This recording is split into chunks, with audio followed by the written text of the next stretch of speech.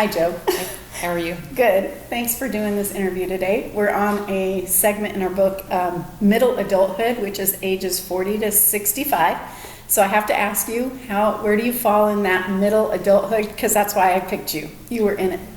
Hitting that age, I'm at 49. I'll be turning 50 here in less than a month. Starting to see some of the different pieces and changes and things like that occur as the age comes along. Okay, that was going to be my next question. What are some of the visible signs that you are starting to see now that maybe you didn't see before this stage of life? Sure. I think there are sometimes that there are some different sleep patterns that happen and go on. It could be based on what I have going on with work as well that cause some of those things to happen. Can see some differences, with a few more wrinkles showing up here and there. Just seems to happen. You see it with folks as they get older, those types of things, even if you're taking care of your skin and so forth. Menopause seems to be a big one. Hitting that piece, and I'm ready for it to be done and over with. But well, I have some good news. 50 to 52 is when the book says we should be done with that. So Aunt Flo will stop visiting us. Let's She's hope such that a nuisance. happens. Oh, I agree. A nuisance for sure. Well, okay. Another question I have for you with your family history. Is there any heart disease or heart problems, cancer, hypertension, diabetes, any of those kind of diseases that your family has dealt with? Yeah. As a matter of fact, my dad had a heart attack. Was 14, had just turned 14 at that point in time. It was unexpected, and that was a massive heart attack. So that was a shock and a surprise of all things coming at that point in time. And then there is hypertension that's on both sides of the family. It runs through. Dad had it. I know his sibling, or not his siblings, but yeah, his brothers and sisters. So siblings have it as well, or had it when they were alive. I know it's also on mom's side of the family. And then my brothers and sisters all have it as well, as so do I. So, right. And I know that piece is probably, I think part of it's more hereditary, or at least that's a carrier that can be passed on down through. Definitely. I understand that because I deal with some of that as well, those diseases and health problems. Are you aware of the signs and symptoms of the health problems? Like what to look for? At the point in time when Dad passed away, I'll be honest, I didn't have any clue, any idea. Well, you were 14 too. Sure, true. That's true. Never thought about it at that point in time. And then obviously, as I've gotten older and things like that, I had quite a scary situation myself. And this would have been 2011, I believe it was, where I had come down with a cold and was taken over with the counter medicine, and just happened to go in and have my school nurse do a blood pressure check, and I didn't realize that over-the-counter medicines like that will increase your blood pressure. And it was at a point to where she had said, "Hey, you need to go into your doctor." And I said, "Hey, can we check this for a few more days? If it doesn't go down, then yeah, I'll go." And so we ended up going to my doctor. From there, we went on to the ER. Mine was at that point in time quite high. I had actually, by the time I was in ER, it was up to 277 over 170, 160, 170 something. So obviously, they couldn't find anything with that situation. And as I've learned about different things since then, I'm surprised I wasn't like in a stroke phase or something of that nature from those type of readings. Right. I've never had any signs or symptoms. Thankfully, and that's the problem with some of these diseases, there are no signs. Right. The silent killers, blood pressure, Right. some of these things, because they can cause stroke, heart attack, and you Right. just don't know what hit you. Thankfully, you found out. When was that? How old were you? Were you 42. Okay, so right 41. at the beginning of the Absolutely. middle adulthood. So this is a time you have to be careful and watch those health items. Right. I'm glad you know some of what to look for now, though. Since entering this stage of life, have you noticed any cognitive or intellectual decline in how you make decisions or remember things? I find myself probably needing to write things down more often or put them on my phone as reminders and things of that nature in the I have seen calendar. you do that. It just seems to, and I put it, sometimes depending on how far out it is, it could be a reminder that then comes a week before, it could be a day before, and then obviously one that's either just a day before or 2 hours before the occasion or something like that. It just depends on what it is and how far out it is. Right. Those types of things. Those So, are some good strategies, and I know our book talks about some strategies that we use as we cope with some of these different sure. things that are happening to our bodies. Sometimes it seems like, or I feel like, you have those quote junior, senior moments, and it's like, oh, what was that, or what was I going to say, or I Right. forgot momentarily what I was going to Yeah. mention at that point in time. Now they do say that in this stage of life, there's a little bit of a decrease in the speed of processing and also our working memory. So those can be issues that we'll have to deal with. How have your relationships changed with others since entering this stage of life? I know you're not married, so you don't have to deal with a spouse, Right. but how has parents, co-workers, maybe even neighbors or friends, how has that changed in this stage? Sure.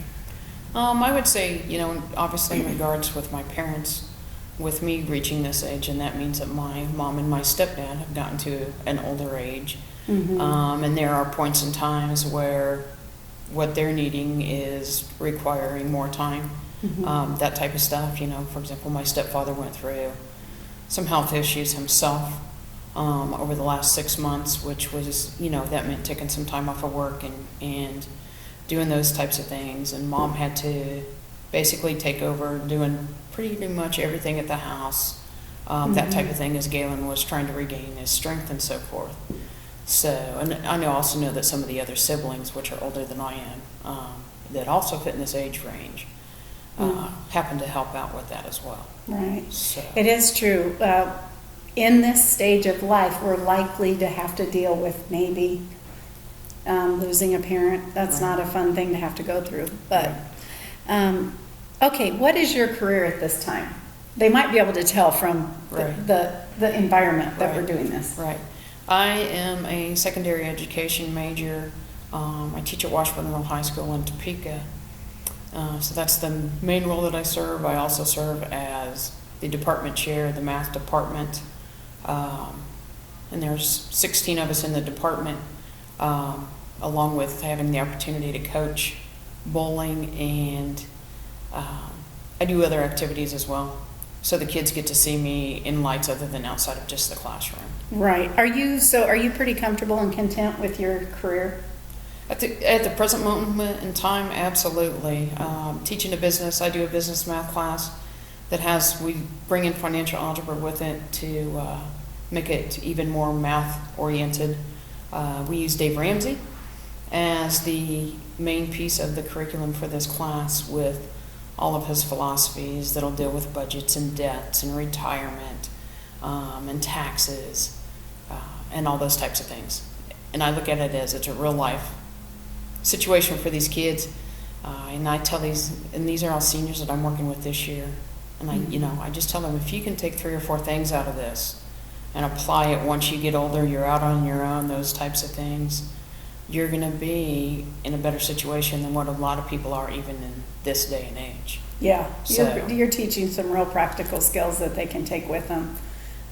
That's a big part of this stage of our life. If we feel like we are investing in the next generation and doing something that will be meaningful, that's really important for us. Did you ever face a moment where you wanted to change, or have you always done this business math class that really sounds intriguing, or not, just really Sure. cool, Sure. compared to maybe, I have to say this because I'm not a math person, but to just be doing numbers on the board, Right. it feels like there's more meaning to it. Can you take us back to a time, have you always done it, or was there a point when you wanted to change?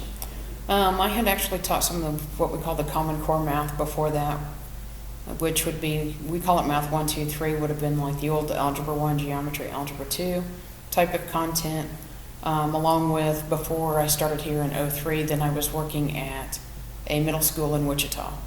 And so I had 8th grade math there, and I had Algebra 1. So yeah, that's where I was bringing in all the numbers and things like that, and some of the X, Y, Z's and ABCs. Yeah. But now having that opportunity to roll over, and most of what I teach now is this business math class. Most of my day is spent with that. This year, that's all I teach, so it just kind of depends on how many kids enroll in it and how many sections of it that we need. So What made you make that change? I mean, was it, did you hit a wall in teaching and wanted something more, or? right.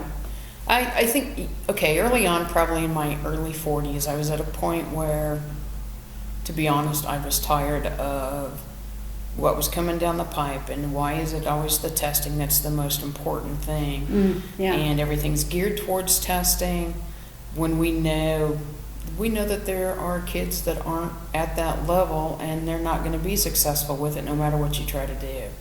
And just to feel that pressure coming from administration and above, and it's always it was comparing schools to other schools, or schools here to schools that are in Kansas City, things of that nature, and where are we at,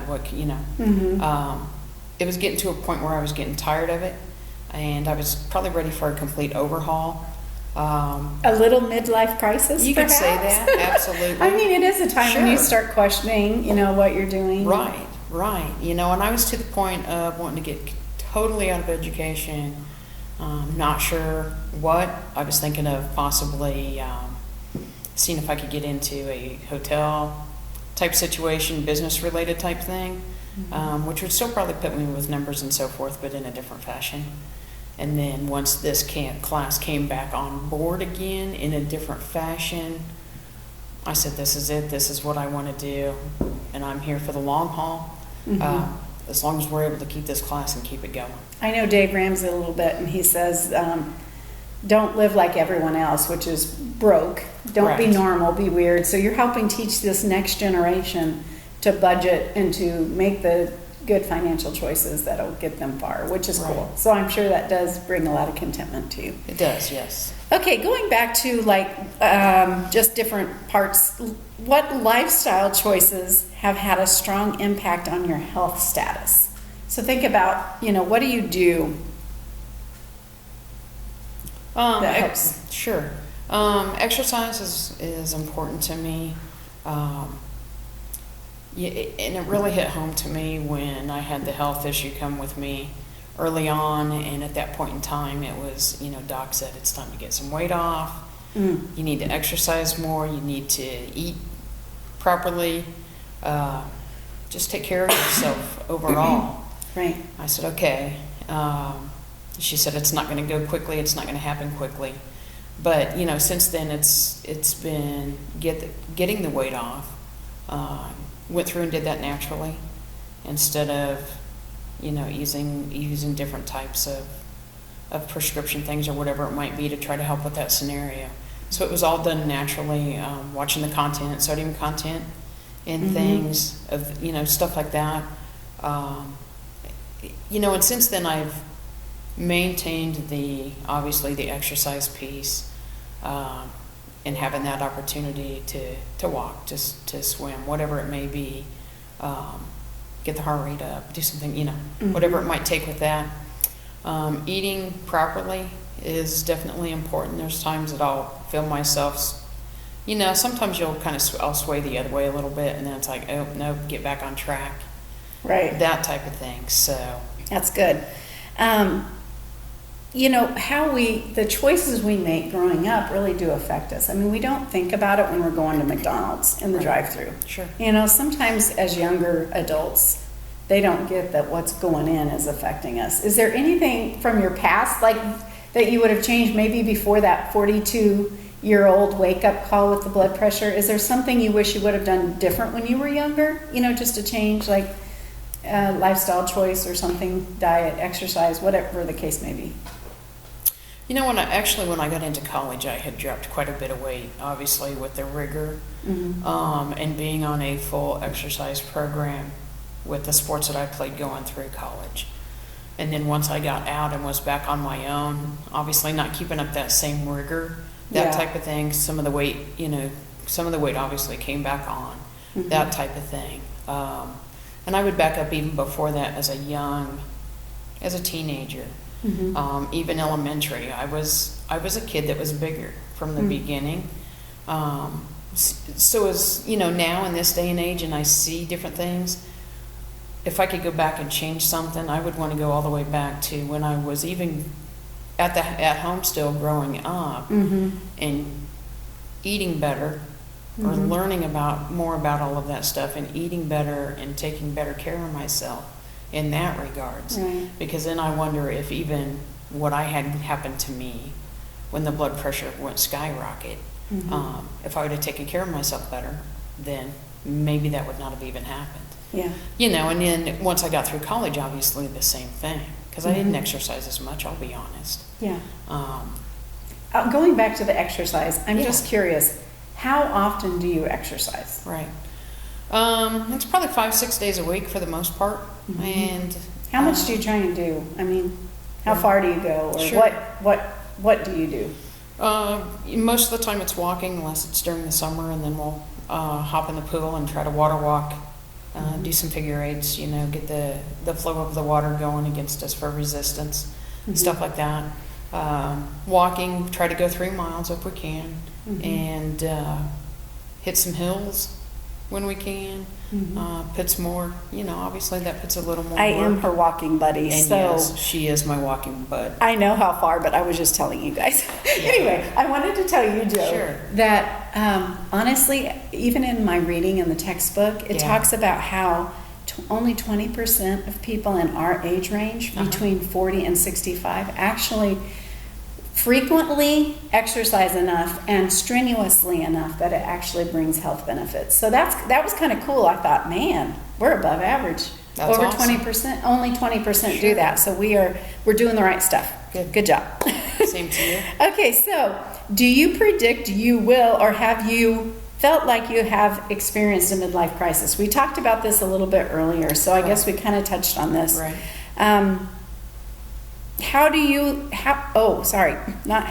This is a question for me, but we kind of touched on that you kind of had that point where you're like, am I making a difference? Because this stage is really about, Erickson says we're either generativity versus stagnation. So we want to be giving back to the next generation, and you do it in this classroom every day. So I just want to thank you again for doing this interview with me. I appreciate you not only doing this interview, but being a friend and a walking buddy. Thanks. Awesome. Appreciate it.